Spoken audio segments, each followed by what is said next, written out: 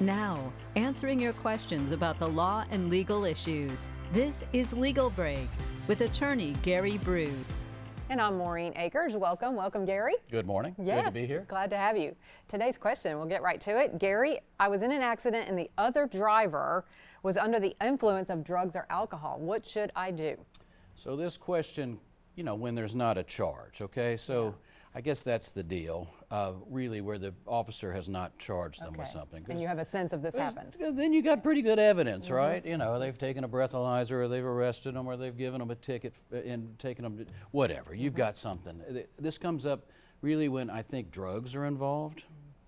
And they're not charged, or there's just something weird about the whole situation. And this happens a lot. So how do we prove it then? I think the camera is obviously important. Be careful, safety is always the first consideration. But if you have the opportunity to document or find witnesses, there's usually a way to piece together what it was that raised or piqued your curiosity about why this happened. Well, maybe they're impaired.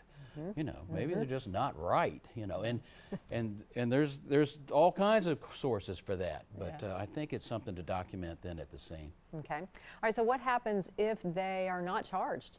Yeah, and that's where it comes up. So, once you file a lawsuit, and we can't control that, okay? You can't retroactively charge somebody generally, and it's really not up to me or you to do that.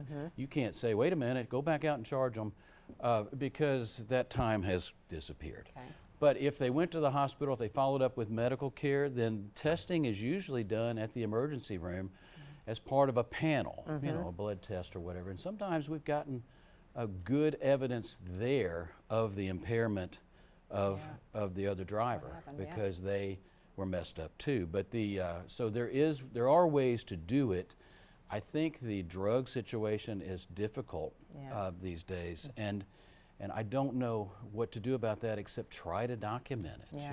There's just we don't control the criminal process, and we bring cases. You can bring a case for your injuries, for the damages caused, and then for punitive damages. So there is a power in a lawsuit to punish behavior that we don't want to condone, right? So, but we got to prove it. So that power exists in the civil situation. We can't control, though, prosecutions. Okay, all right.